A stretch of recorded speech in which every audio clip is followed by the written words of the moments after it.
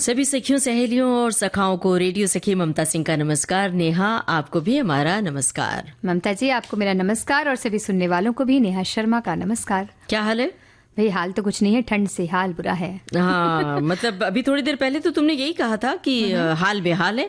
तो हमने फिर सोचा कि शायद अब ठीक हो गई होगी हाल, मतलब ठंड से तुमको राहत मिली होगी। लेकिन मुझे ऐसा लग रहा है कि बिल्कुल राहत नहीं मिल रही, क्योंकि मौसम बदल रहा है और स्टूडियो की ठंडक तो अलग बात है, लेकिन बाहर भी, मुंबई में भी गुलाबी सी सर्दी आ गई है, वो भी सुबह शाम। दिन में तो गर्मी लगती है, लेकिन बाकी जगहों पर हल्की सर्दी ने दस्तक दे दी है। तो अब गर्म कपड़े निकालने, गर्म कपड़े की साफ सफाई करना जरूरी हो गया है। बिल्कुल, धूप में गर्म कपड़ों को भी धूप दिखाना जरूरी है, खुद को दिखाना भी जरूरी हो गया, क्योंकि बहुत ठंड हो चुकी है। बहुत ठंड तो हमारे लिए हो चुकी है, बाकी लोगों के लिए हल्की ठंड हुई है अभी। तो ठंड से बचना भी लेकिन बहुत जरूरी है, क्योंकि कहते हैं ना, आती ठंड और जाती ठंड ज्यादा लगती है। तो बस उससे बचना बहुत नुकसान भी करती है। मतलब वो शरीर का तापमान ऐसा होता है कि वो सह नहीं पाता है, और तापमान का जो परिवर्तन होता है शरीर पर असर होता है। सर्दी, जुकाम, वायरल फीवर, ये सबको फैलता है। तो ऐसे में आपको बचाना चाहिए खुद को, और धूप से नहीं बचाना है, धूप के पीछे पीछे जाना है। जहां जहां धूप जाए वहीं वहीं पीछे पीछे जाना है। तो जो विटामिन डी की कमी होती है ना, इस मौसम में खूब प्रचुर मात्रा में विटामिन डी ले लेना चाहिए, ताकि साल भर उसका स्टोरेज बना रहे आपके शरीर में। और ठंड की एक और अच्छी खासियत है कि बहुत अच्छी अच्छी चीजें खाने मिलती हैं ठंड में। समझ गई। तो बस लड्डू, गाजर का हलवा और ये सारी चीजें, इनसे भी खुद को नहीं बचाना है, क्योंकि ठंड में हमारी पाचन शक्ति थोड़ी बढ़ जाती है। तो बस अच्छी तरह से खा पी के तंदुरुस्त होने का मौसम आ गया है। लेकिन बस थोड़ा सा नियंत्रण भी रखना जरूरी है, कि पता चला लड्डू खाने के चक्कर में हमें दिक्कत ना हो जाए कि इतनी ज्यादा मिठाइयाँ खा ले। लेकिन लड्डू बनाने के तरीके तो हम बताएंगे, इसलिए आप मीठे का जिक्र कर रही हैं। और भी बहुत सारे मुद्दे हैं जिन पर हमें चर्चा करनी है, और एक बहुत ही ज़रूरी मुद्दा है एक ऐसी बीमारी जिसके बारे में लोगों को जानकारी भी कम होती है और अवेयरनेस भी कम है, सजगता भी कम है। वो है मिर्गी के बारे में, और राष्ट्रीय मिर्गी दिवस है, तो इस पर हम चर्चा करेंगे। अचानक जो फिट्स आ जाते हैं, बेहोशी छा जाती है और चक्कर आता है, तो लोग सोचते हैं पानी का छींटा वीटा मार के काम चलाते हैं। ऐसा नहीं है। जब भी ऐसी प्रॉब्लम हो, सीधे डॉक्टर के पास जाना चाहिए और उनसे परामर्श लेना चाहिए। और लाइलाज बीमारी नहीं है ये, तो इसलिए इसका एक पर्याप्त, अगर अच्छी तरह से इसका इलाज किया जाए, जितना कहा जा रहा है डॉक्टर की तरफ से, बीच में बंद ना किया जाए, तो बहुत ही, अब ये इससे भी मतलब पार पाया जा सकता है। बहुत से लोग हैं जो इससे स्वस्थ हो चुके हैं, जिन्हें अब पहले मिर्गी के दौरे आते थे पर अब नहीं आते। तो ये एक बात है जिस पर चर्चा तो हम करने ही वाले हैं। साथ ही एक जो थोड़ी गंभीर समस्या है वो है रैगिंग, जो अक्सर, जिसका बहुत दुष्परिणाम ही। कभी किसी ने रैगिंग ली है तुम्हारी? दी तो होगी शायद, अब तो याद नहीं है। अब जिस तरह की रैगिंग होती है उस तरह की रैगिंग तो नहीं होती है। हम सभी जब कॉलेज स्कूल में जाते हैं और जैसे जैसे बड़े होते हैं, जैसे इस हमले में वो जख्मी हुए और 17 नवंबर 1928 को उनकी मृत्यु हो गई, जिससे जनता का क्रोध बढ़ गया। और जिस तरह से लाला लाजपत राय ने कहा था, उसी तरह से उनका कथन सत्य हुआ और जनता ब्रिटिश शासन के खिलाफ हुई और देश को आज़ादी मिली। बिल्कुल। हमारी एक सखी हैं जिन्होंने कुछ और बातें भी लिखी है, जानकारी दी है। लाला लाजपत राय के इस दुनिया से चले जाने के बाद पूरा देश जैसे उत्तेजित हो उठा था, और चंद्रशेखर आज़ाद, भगत सिंह, राजगुरु, सुखदेव, अन्य तमाम क्रांतिकारियों ने लाला लाजपत राय पर जानलेवा लाठीचार्ज का बदला लेने का निर्णय किया था। और इन देशभक्तों ने अपने प्रिय नेता की हत्या के ठीक एक महीने बाद अपनी प्रतिज्ञा पूरी कर ली, और 17 दिसंबर 1928 को ब्रिटिश पुलिस के अफसर को गोली से उड़ा दिया था। और लाला जी की मौत के बदले सैंडर्स की हत्या के मामले में ही राजगुरु, सुखदेव और भगत सिंह को फांसी की सजा सुनाई गई थी। जी। और अब एक गाना सुनते हैं, फिर और बातें हम करते हैं। जी। नेहा, रैगिंग एक ऐसा शब्द है जिससे लोगों के लिए बड़ी मुसीबत सी हो गई है, क्योंकि जब भी नए कॉलेज में बच्चे जाते हैं, एडमिशन होता है, तो वो पहले घबराए हुए रहते हैं। रैगिंग से पहले ही उनके अंदर टेंशन हो जाता है कि पता नहीं कैसा माहौल होगा। ये जबकि गैर कानूनी है, फिर भी हम आए दिन इस विषय को सुनते रहते हैं। कई लोग इसे बहुत हल्के में लेते हैं और इसे स्कूल कॉलेज में बच्चों के बीच एक स्वस्थ हंसी मजाक के जैसे देखते हैं। हालांकि बरसों से हल्का फुल्का हंसी मजाक सहपाठियों और जूनियर सीनियर्स के बीच ये आम बात है, लेकिन जब ये मर्यादा के पार चला जाए तो इसके गंभीर परिणाम सामने आते हैं। कई बार लोगों को चोटें लग जाती हैं, कई बार लोग उठक बैठक करवाते हैं कि उठक बैठक करो इतनी बार, मतलब जरूरत से ज्यादा दंड बैठक लगाने को कहते हैं, कई बार पुशअप्स करने को कहते हैं, और कई बार कि उसको इतने मुक्के मार के दिखाओ। तो ये सब गलत बात है, और जहां कहीं भी जो लोग सुन रहे हैं हमारी बातें तो वो वहां तक ये बात पहुंचे कि ये गैर कानूनी है। अगर कहीं किसी ने शिकायत दर्ज की तो वो मुसीबत में पड़ सकता है। तो एक हंसी मजाक के तौर पर हो, हल्का फुल्का, जिससे लोगों के बीच की जो एक कहते हैं ना दीवार होती है जूनियर सीनियर्स की, जैसे आपने कहा, वो टूटे और आपस में एक दूसरे के साथ मिलना जुलना हो जाए, तो वो एक फिर भी एक तरह से समझा जाता है, क्योंकि इतना छोटा हंसी मजाक चलता है।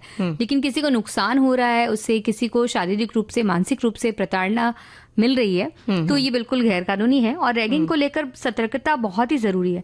अगर कोई छात्र है या हमारे बच्चे भी इस तरह की कोई शिकायत करते हैं, तो जरूरी है कि हम ये ना कहें कि अरे सब सबके साथ होता है, ऐसा ना कहें, ध्यान दें, क्योंकि बहुत रूप बदल गया अब इस तरह से नहीं होता है जैसे पहले हुआ करता था।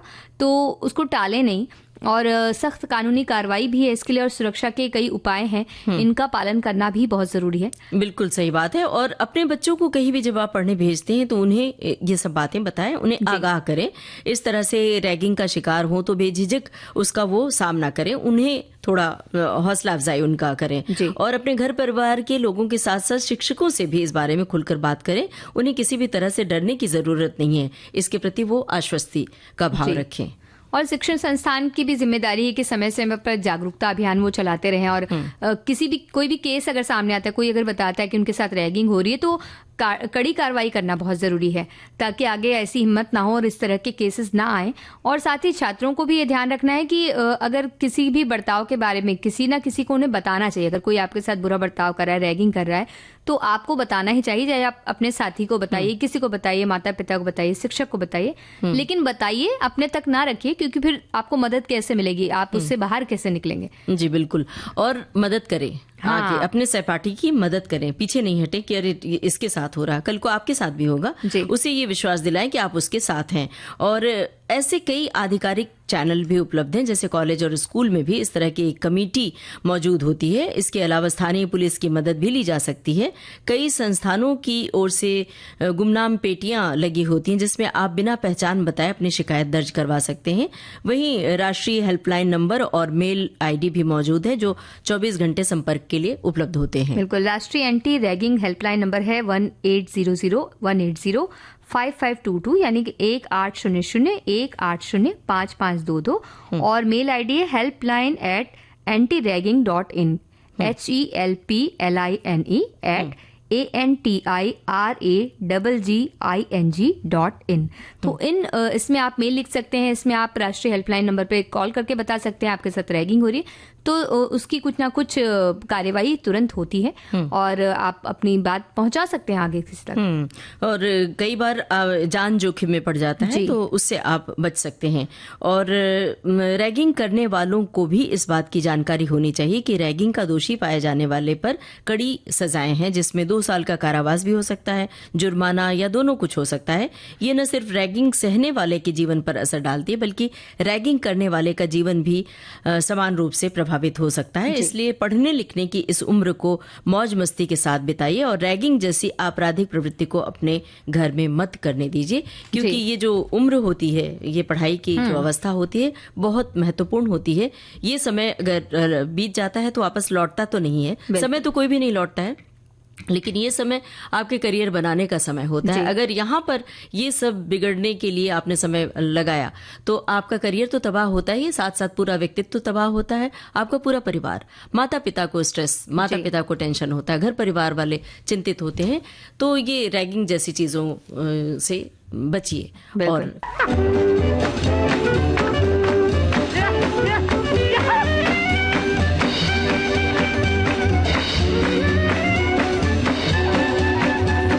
और डर मत भाई, किसी चीज से डरना नहीं चाहिए। अगर कोई मुसीबत है, कोई भी मुद्दा है, तो आप डरिए मत, अपनी आवाज बुलंद कीजिए। हमारी एक सखी हैं जिन्होंने कुछ अनुभव साझा किया है। लिखा है कि स्कूल की कुछ सीनियर जो हमारी सहेली की बहन थी, उन लोगों ने उस समय हम लोगों से फिल्मी नायक नायिकाओं का नकल गाना गाना और ससुराल जाओगी दुल्हन बनकर तब कैसे चलोगी, किसी प्रिय को पत्र लिखना हो तो कैसे लिखोगी, क्या संबोधन करोगी, ये सब करवाती थी। पर उस समय हंसी नहीं आती थी, मन रोने रोने को तब भी हो जाता था। तो जरा सोचिए कि ये तो बहुत आसान सी बात है, और ये तो कई बार आपस में सहेलियों में और जब छोटी उम्र में ये सब खेल खेल में किया जाता है। लेकिन जब आपके सामने 20 लोग 25 लोग खड़े हैं और सब लोग हंसने को तैयार हैं, तो उस समय तो आपकी स्थिति खराब हो जाती है। तो डर स्वाभाविक है। बिल्कुल। और ये एक जिस तरह से वो बता रही हैं, तो वो फिर भी देखिए ऐसी रैगिंग के लिए लोगों को मजा आता है, हंसी मजाक में चली जाती है और आज याद भी करें। लेकिन जो हम जिस रैगिंग की बात करें वो तो बिल्कुल नुकसान पहुंचाने वाली होती है। हमारे साथी कह रहे हैं कि रैगिंग सिर्फ कॉलेज में ही नहीं, दफ्तर में भी ली जाती है। जैसे कोई सीधा साधा कर्मचारी अपना काम ईमानदारी से करता है तो उसका मजाक उड़ाना, सब मिलकर उसको ताने मारना, वरिष्ठ अधिकारी को चुगली करना, ये सब एक प्रकार की रैगिंग ही है। तो सिर्फ कॉलेज में नहीं, बाकी जगहों पे भी होती है। और एक साथी कह रही हैं कि मेरा बेटा एनआईटी सूरत में है। जब पिछले साल दाखिला हुआ तो सीनियर और जूनियर्स को आमने सामने से कोई नहीं जानता, बस व्हाट्सएप पर जानते हैं। उसी पर सभी मैसेज आते हैं जिससे वो कॉलेज की गतिविधि के बारे में पता चलते रहे। इस बार बेटे ने एंटी रैगिंग फॉर्म भरा है। जिस हॉस्टल में जूनियर है वहां सीनियर का जाना मना होता है। तो इन्होंने अपनी तरफ से कुछ कदम उठाया है उनकी बेटी ने। बिल्कुल, ये सही तरीका है। एक श्रोता ने लिखा है, हमारी एक सखी हैं, रैगिंग किसी भी शैक्षणिक संस्थान में नए या कनिष्ठ छात्रों के साथ किए जाने वाले किसी भी प्रकार के दुर्व्यवहार, धमकाने या मानसिक शारीरिक शोषण को कहते हैं।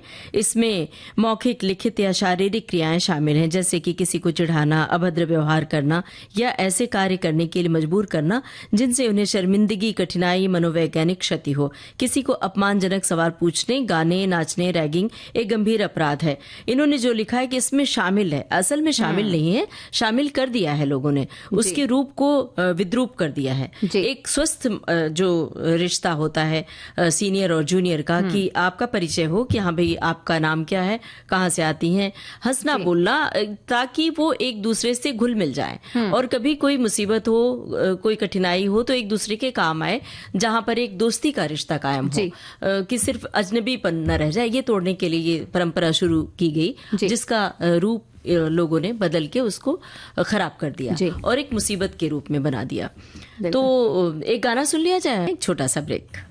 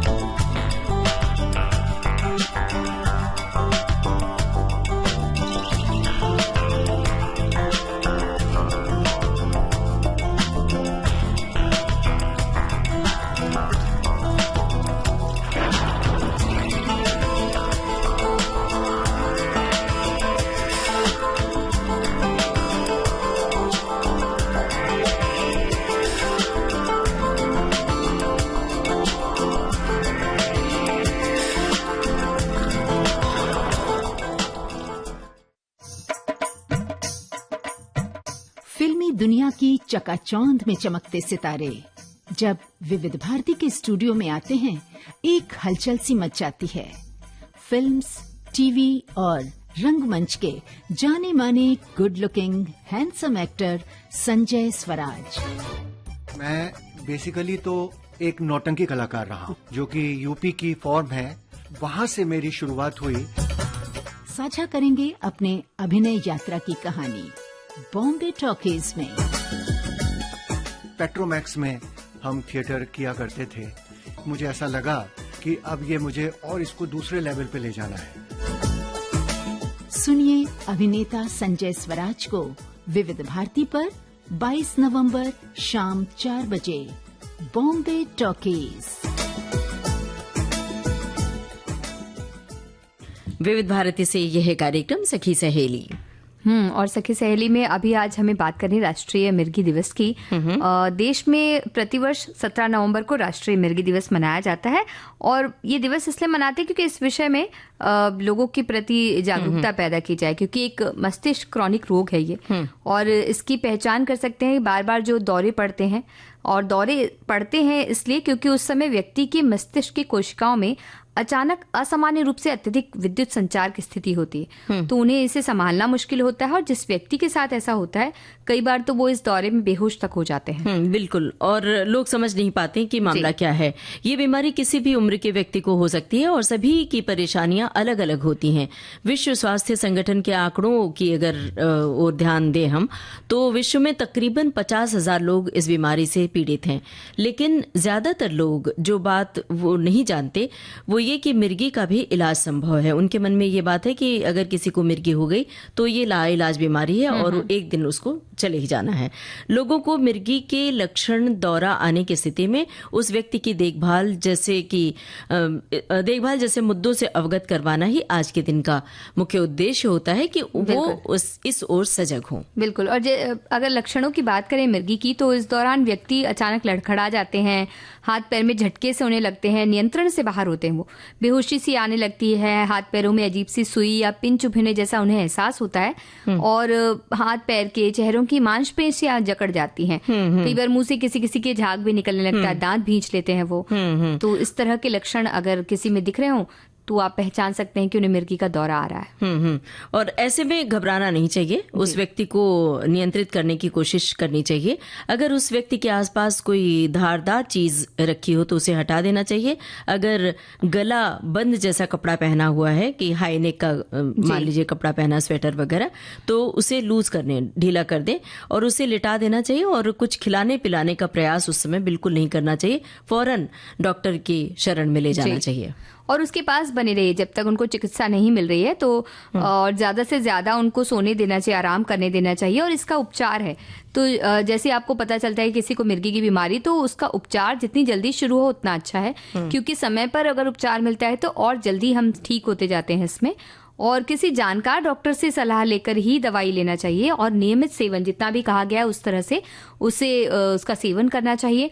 अगर दौरा नहीं पड़ता हो, बीच में मतलब बंद हो गया हो दवाई के असर से, तो अपनी मर्जी से आप दवाई बंद मत कर दीजिए, बल्कि चिकित्सक ने जितनी एक कोर्स उसका जो बताएं वो कोर्स अगर पूरा करते हैं तो आपको पूरी तरह से निजात मिल जाएगा। बीच में बंद करना खराब हो सकता है क्योंकि उसका पूरा असर जाना बहुत जरूरी है। तो ये आप जरूर करें। और हमारे श्रोता भी काफी जागरूक हैं इस विषय में। हमारे एक श्रोता ने लिखा है कि बहुत सारे मामले उचित इलाज से नियंत्रित किए जा सकते हैं, लेकिन सामाजिक कलंक और स्वास्थ्य सेवाओं की सीमित पहुंच के कारण बहुत सारे लोग उपचार से वंचित रह जाते हैं। इसमें लोग ये समझते हैं कि अरे बाप रे, ये मिर्गी की बीमारी है, इनसे दूर रहना, पता नहीं हमें भी ना हो जाए। ये जो डर है, ये इस डर से निजात पाना चाहिए।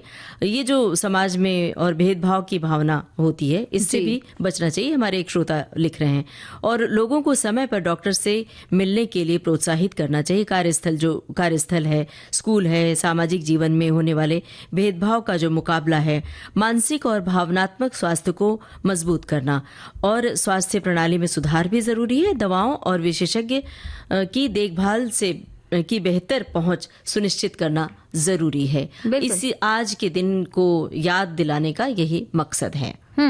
और यही बात है कि मिर्गी किसी को छूने से नहीं फैलती, तो आप उनको अगर छू लेंगे तो ऐसा नहीं कि आपको भी वो मिर्गी हो जाएगी, ऐसा बिल्कुल नहीं होता, क्योंकि ये तो एक मानसिक अवस्था है जो धीरे धीरे ठीक भी हो जाती है दवाई से, उसका उपचार भी है। तो इसलिए उस तरह से भेदभाव ना करें। कुछ लोग जूते सुंघाने के लिए कहते हैं, कुछ चप्पल सुंघाने के लिए कहते हैं, तो इस तरह का कोई इलाज इसमें काम नहीं करता है, वो बस एक भ्रांति है, ये बिल्कुल हकीमी कहलाती है। इस तरह बिल्कुल नहीं करना चाहिए, ये मस्तिष्क रोग है और इससे ये डॉक्टर से ही इलाज संभव है। और इधर उधर की कहीं कोई से चूरन पुड़िया खिला दी, ये सब नहीं करना चाहिए। सीधे जो विशेषज्ञ हैं उनके पास जाना चाहिए। और फिलहाल हमें एक गाना सुनवा देना चाहिए।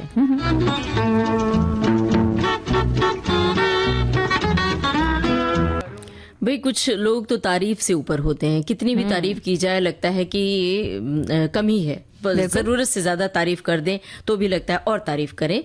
तो ऐसी एक एथलीट हैं जिनके बारे में हम अपने सखियों को जानकारी दे रहे हैं, जिनकी हम जितनी भी तारीफ करें कम है। दुनिया में वैसे तो मुश्किलें भला किसके सामने नहीं आती हैं, लेकिन असली सिकंदर तो वही है जो इन बाधाओं को पार करते हुए अपनी मंजिल तय कर ले। हमारी महिलाएं तो हर बाधा को पार करने में माहिर है। अब इसलिए मैं ये बात नहीं कर रही हूँ कि एक महिला हूं और नेहा आप भी एक महिला हैं, बल्कि ये सच है। तो आज का सच है। तो आज बात एक ऐसी महिला खिलाड़ी की है जिन्हें बाधा दौड़ में महारत हासिल है।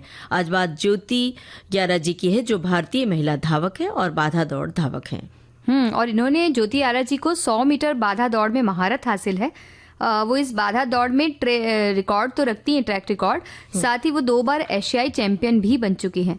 साल 2023 और 2025 में एशियाई खेलों में 100 सखियों को जानकारी दे रहे हैं, जिनकी हम जितनी भी तारीफ करें कम है। दुनिया में वैसे तो मुश्किलें भला किसके सामने नहीं आती हैं, लेकिन असली सिकंदर तो वही है जो इन बाधाओं को पार करते हुए अपनी मंजिल तय कर ले। हमारी महिलाएं तो हर बाधा को पार करने में माहिर है। अब इसलिए मैं ये बात नहीं कर रही हूँ कि एक महिला हूं और नेहा आप भी एक महिला है, बल्कि ये सच है। तो आज का सच है। तो आज बात एक ऐसी महिला खिलाड़ी की है जिन्हें बाधा दौड़ में महारत हासिल है। आज बात ज्योति ग्यारा जी की है, जो भारतीय महिला धावक है और बाधा दौड़ धावक हैं। और इन्होंने ज्योति आरा जी को 100 मीटर बाधा दौड़ में महारत हासिल है। वो इस बाधा दौड़ में रिकॉर्ड तो रखती हैं, ट्रैक रिकॉर्ड, साथ ही वो 2 बार एशियाई चैंपियन भी बन चुकी हैं। साल 2023 और 2025 में एशियाई खेलों में 100 मीटर बाधा दौड़ में स्वर्ण पदक अपने नाम कर चुकी हैं।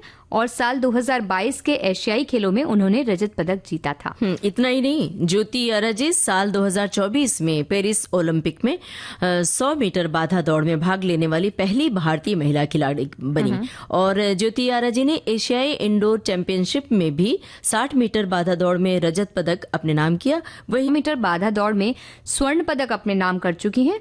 और साल 2022 के एशियाई खेलों में उन्होंने रजत पदक जीता था। इतना ही नहीं, ज्योति आरा जी साल 2024 में पेरिस ओलंपिक में 100 मीटर बाधा दौड़ में भाग लेने वाली पहली भारतीय महिला खिलाड़ी बनी। और ज्योति आरा जी ने एशियाई इंडोर चैंपियनशिप में भी 60 मीटर बाधा दौड़ में रजत पदक अपने नाम किया। वहीं इसी वर्ग में उन्होंने 2024 में स्वर्ण पदक जीता। वैसे यहाँ ये भी बताना जरूरी है कि ज्योति आरा जी ने 60 मीटर बाधा दौड़ का राष्ट्रीय रिकॉर्ड 5 बार तोड़ा है। और विशाखापट्टनम में 28 अगस्त 1999 को इनका जन्म हुआ। इनके पिता एक सुरक्षा गार्ड है और मां घरेलू सहायिका है। विशाखापट्टनम में अपनी शुरुआती शिक्षा लेने के बाद इन्होंने नागार्जुन विश्वविद्यालय से शिक्षा ली और उसके बाद वो पहुंच गई हैदराबाद, जहां पर भारतीय खेल प्राधिकरण से 2 साल का उन्होंने प्रशिक्षण लिया। और साल 2019 में भुवनेश्वर में ब्रिटिश कोच से प्रशिक्षण वो ले रही हैं वहां तब से। और इसके अलावा ज्योति केवल अपने खेल पर ही पूरा फोकस रखती हैं। उनका कहना है कि उनका पूरा ध्यान सिर्फ अपने परफॉर्मेंस को अच्छा करने की ओर रहता है। वो चाहती हैं कि अपने खेल के जरिए आगे बढ़कर वो अपने परिवार के लिए भी एक अच्छा वातावरण बनाएं। साल 2025 में उन्हें घुटने में चोट का सामना करना पड़ा और एक सर्जरी भी हुई थी। फिलहाल वो रेस्ट पर हैं, लेकिन ये बाधा उनके इरादों के सामने कुछ भी नहीं है। और अपने करियर में लगातार अच्छा प्रदर्शन करने वाली ज्योति आरा जी ने न सिर्फ बाधा दौड़ की बाधाओं को पार किया, बल्कि जीवन में भी आने वाली हर बाधा को ऐसे ही डटकर सामना करती हैं और पार करती हैं। साल 2020 में भी पीठ में उन्हें चोट लगी थी और साल 2021 में पूरे साल भर वो हर स्पर्धा से दूर रही।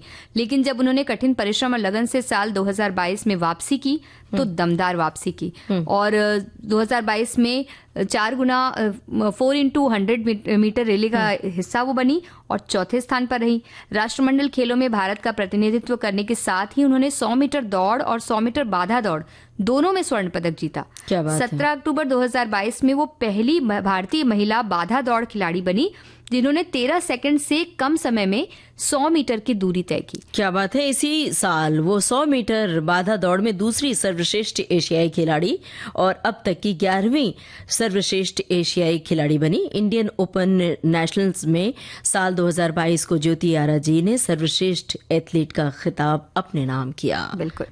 तो ममता जी, एक हमारे साथी ने भेजा है कि मेरे नजदीकी रिश्तेदार के यहाँ मिर्गी का मरीज था तो मैंने करीब से महसूस किया है। बचपन से उसे मिर्गी का झटका आता था। डॉक्टर को दिखाने के बाद उन्होंने दवाई देना शुरू किया और काफी लंबे समय दवाई लेने को कहा और आज वो बिल्कुल ठीक है। और नेहा, कई बार अज्ञानतावश हम मुसीबत में पड़ जाते हैं तो ये डॉक्टर की शरण में चले ही जाना चाहिए। ये तो बहुत सीधी सी बात है और इलाज संभव है, ये इस बात से भी क्लियर हो गया। और बहुत सारी बातों के लिए आजकल काउंसलिंग भी की जाती है कि समाज में जो दुष्प्रचार होता है, वैचारिक रूप से जो गलत बातें करते हैं, उसके लिए भी हमने जो रैगिंग का मुद्दा रखा था उसमें हमारे एक श्रोता की टिप्पणी आई है। लिखा है कि सभी संस्थानों में छात्रों की काउंसलिंग की सुविधा होनी चाहिए ताकि वे रैगिंग के मनोवैज्ञानिक प्रभावों से निपट सकें।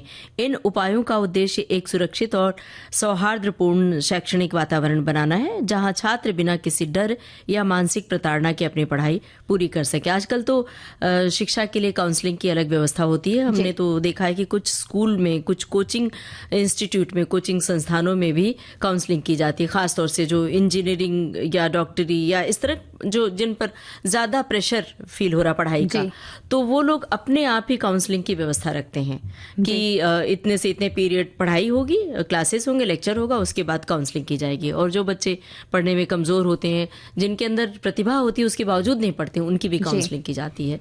तो आप अपने तय ये देख सकते हैं कि कहाँ से आप काउंसलर ढूंढ सकते हैं। तो ये तो बड़ी अच्छी बात हो गई। और जब भी कोई अच्छी बात होती है ममता जी तो मन करता है कि कुछ मीठा खा लिया जाए। तो लड्डू खिला रही हैं? जी जी जी, क्योंकि लड्डू की बात चल रही थी शुरू से। तो लड्डू की बातें तो चल रही है। हम तो क्या बताने वाले थे पौष्टिक लड्डुओं के बारे में। हमारे साथियों ने खुद ही बता दिया है कितने अलग अलग पौष्टिक लड्डुओं के बारे में। हमारे एक साथी ने लिख भेजा है साबुत मूंग दाल के लड्डू के बारे में। तो साबुत मूंग 100 ग्राम चाहिए इसके लिए, गुड़ 100 ग्राम, बारीक कटा काजू बादाम आधा कप या आधा कप दोनों मिलाकर, खरबूजे के बीज 100 ग्राम, 1 चम्मच इलायची पाउडर और शुद्ध घी 100 ग्राम। साबुत मूंग को साफ करके सूखी कढ़ाई में लाल होने तक भूनना है। जब ठंडा हो जाए तो मिक्सी में महीन पाउडर बना लेना है। पाउडर महीन ना हो तो आटे की छन्नी से छान ले। सारे सूखे मेवे 1 चम्मच घी डालकर लाल होने तक भून ले। अब 100 ग्राम गुड़ को महीन कूट लें या फिर आप जिस किसनी से लौकी कीसनी उससे गुड़ को कीस लें। अब कढ़ाई में घी डालकर मूंग के आटे को फिर से खुशबू आने तक भुने। फिर एक परात में निकालें, महीन पिसा गुड़, सारे सूखे मेवे, इलायची पाउडर और 1 बड़ा चम्मच पिघला गुनगुना घी मिलाएं और मनचाहे आकार के लड्डू बांधें। ऊपर से एक एक पिस्ता चिपका दें। ये लड्डू फाइबर से भरपूर होते हैं और सर्दी के दिनों में ऊर्जा देते हैं। वाह, क्या बात है। ये लड्डू तो लग रहा है कि बस बनाना चाहिए बस, लेकिन प्रोटीन लड्डू। हाँ, अपने ऊपर थोड़ा नियंत्रण करना चाहिए कि लड्डू बना के जब घर में रख लिया जाता है तो हर खाने के बाद गए एक लड्डू उठा के खा लिया। ये खास तौर से बच्चों में ये ज्यादा देखा जाता है। तो नियंत्रण भी साथ में जरूरी है कि वो अब जमाना नहीं रहा कि कनस्टर भर भर के लड्डू बना दिए जाते थे और दोनों हाथ में लड्डू खा के, क्योंकि तब शारीरिक श्रम ज्यादा किया जाता था। बच्चे भी फिजिकली बहुत फिट रहते थे, भाग दौड़ करते थे, ना दौड़ भाग खेलते थे। अभी बच्चों के पास न खेलने के लिए टाइम है, न मैदान है, न जगह है। तो इसलिए लड्डू बनाए तो उसमें एक चिपका दे कि एक दिन या 2 दिन में एक ही लड्डू खाएं जी तो ज्यादा अच्छा रहेगा। और हमारे एक श्रोता ने लिख भेजा आटे के लड्डू कैसे बनाएं जी। आटे के लड्डू बनाने के लिए 2 कप आटा ले और आधा कप शक्कर का बूरा, 1 कप घी और आधा कप गोंद, 5-7 हरी इलायची के दाने ले लें। एक भारी तले की कढ़ाई में सबसे पहले गोंद को घी में तल कर अलग रख लें। आधे घी में तलना है, बाकी बचा घी बाद में डालेंगे। फिर आटे को हल्की आंच में सेक लें। जब खुशबू आने लगे और आटे का रंग बदल जाए तब तक सेके उसे। गोंद को ठंडा होने के बाद हाथ से मैश कर लें। फिर इसमें आटा, घी और बूरा, इलायची सब कुछ मिला दें और मिलाकर लड्डू बांध लें। अगर लड्डू गोल नहीं बन रहे हों तो 2-3 चम्मच दूध डालकर लड्डू बांध सकते हैं। इसको काफी समय तक रखकर खाया जा सकता है। जब आटा भुनता है ना तो उसकी खुशबू बहुत अड़ोस पड़ोस तक जाती है। देखो, सबको पता चल जाता है लड्डू बन रहा है तो चुपचाप नहीं बना। खुशियां चुपचाप नहीं मनाई जा सकती हैं, उसी तरह से लड्डू चुपचाप बना के नहीं खाए जा सकते। और हमारे एक साथी ने भेजा सौंठ और मेथी के लड्डू की रेसिपी। मेथी दाना आधा कप, सूखा अदरक पाउडर यानी सौंठ 1/4 कप, साबुत गेहूं का आटा 1 कप, बादाम 1/4 कप, बारीक कटे हुए काजू 1/4 कप, बारीक कटे हुए सब चाहिए। गुड़ 1 कप चाहिए, कसा हुआ घी चाहिए आधा कप, यानी कद्दूकस किया हुआ गुड़ चाहिए, और इलायची पाउडर 1 छोटा चम्मच, तिल 2 बड़े चम्मच, ये वैकल्पिक है। आधा कप मेथी के दानों को सुनहरा होने तक। एक मिनट इसको दोहरा दीजिए, क्या क्या सामग्री चाहिए, क्योंकि जो लोग नोट कर रहे होंगे तो नोट कर सकते हैं। तो मेथी दाना आधा कप, सूखा अदरक पाउडर यानी कि सौंठ 1/4 कप, साबुत गेहूं का आटा 1 कप, बादाम 1/4 कप, बारीक कटे हुए काजू 1/4 कप, बारीक कटे हुए गुड़ 1 कप, कसा हुआ घी आधा कप आवश्यकता के अनुसार, इलायची पाउडर 1 छोटा चम्मच, तिल 2 बड़े चम्मच, वैकल्पिक है ये। आधा कप मेथी के दाने को सुनहरा होने तक भूनना है, ठंडा करें और बारीक पीस लें। 1 कप गेहूं के आटे को 1-2 बड़े चम्मच घी में सुनहरा होने तक भून लें, एक तरफ रख दें। 1/4 कप कटे हुए बादाम, काजू और तिल अगर आप ले रहे हैं तो सबको सूखा भून लें। और एक कटोरे में भुना हुआ आटा, मेथी पाउडर, 1/4 कप सूखा अदरक पाउडर यानी सौंठ, मेवे और 1 छोटा चम्मच इलायची पाउडर मिला दीजिए। 1 कप कद्दूकस किए हुए गुड़ को थोड़े से पानी में तब तक पिघलाएं जब तक कि वो चिकना ना हो जाए। सूखे मिश्रण पर गुड़ डालें, आवश्यकता अनुसार घी डालें और गर्म होने पर लड्डू का आकार दें, मतलब गर्मा गर्म ही रहे तभी आप लड्डू बना दें। इसका 2-3 सप्ताह तक एक एयर टाइट कंटेनर में रखें, अगर तब तक आपके घर में वो चल सके तो, है ना, नहीं तो वो पहले ही चला जाएगा ना। बिल्कुल। तो ये लड्डू बनाने की रेसिपी हमारे श्रोताओं ने नोट कर ली होगी। और आज रैगिंग के मुद्दे पर बहुत सारी टिप्पणियां आ रही हैं। अब चलते चलते एक टिप्पणी हमें और दिख गई है जो हम अपने श्रोताओं तक पहुंचा देते हैं। इन्होंने लिखा है कि रैगिंग से मुझे अपनी बहन की रैगिंग याद आ गई। मेरी छोटी बहन कॉलेज में एडमिशन ले रही थी। मेरी बहन थोड़ी तेज नेचर की है। मैंने उसे घर में ही मना किया था कि कॉलेज में तुम्हारी रैगिंग होगी, तुम ज्यादा तेज मत बनना, पर वो मेरी कहाँ मानने वाली थी। हम लोग कॉलेज पहुंचकर अपने दोस्तों के पास चले गए। थोड़ी देर बाद मेरी क्लास की लड़कियां आई और मैंने देखा बहुत गुस्से में थी। तब हमने पूछा कि हुआ क्या आखिर, तो उन्होंने बताया कि देखो वो नई लड़की कितनी तेज बन रही है, हीरोइन समझ रही है खुद को। और बताया उसने कि हम लोग उसकी रैगिंग करने आए तो उल्टा वो ही हम लोगों की रैगिंग करने लगी। और जब हमारे ग्रुप की लड़कियों ने देखा तो सबने शुरू कर दिया हंसना, क्योंकि वो और कोई नहीं मेरी बहन ही थी। रैगिंग करने वाली लड़कियों को नहीं पता था कि वो मेरी बहन है, तो जी भर के हम लोगों के सामने गुस्सा उतारा। घर आकर मेरी बहन बोली, देखा कैसे उन लोगों की रैगिंग मैंने ही कर दी। तो जो इन्होंने कहा कि बहुत तेज है, ज्यादा तेजी मत दिखाना, ये तो अब लड़कियों को नहीं समझाना चाहिए कि आपको जहां जरूरत हो तो आप अपने आत्मसम्मान के लिए आप बाकायदा अपनी आवाज भी उठा सकती हैं, ऊंची आवाज भी। फिलहाल ये गाना सुनवा सकते हैं। बात तो लड्डू की चली थी ना। हमारे साथी कह रहे हैं कि सर्दियों में सौंठ, गोंद, ड्राई फ्रूट, तिल के लड्डू बहुत बनाती हूँ। कच्ची हल्दी का हलवा भी सर्दियों में बहुत फायदेमंद होते हैं। और कहीं जाते हैं तब तो लड्डू, हलवा, चकली, चूड़ा सब लेके जाते हैं। बिल्कुल, देखें जरा यहाँ क्या बात है इस गाने में। लड्डू तो लेके जाना ही चाहिए जब कहीं जाए किसी के घर, तो और बनाने के लिए टाइम भी तो चाहिए। लेकिन देखिए घड़ी की ओर, बिल्कुल अब वक्त नहीं कि हम लड्डू बनाना सिखा सके। तो अब श्रोताओं से लेते हैं इजाजत। आप सभी को ममता सिंह और नेहा शर्मा का नमस्कार।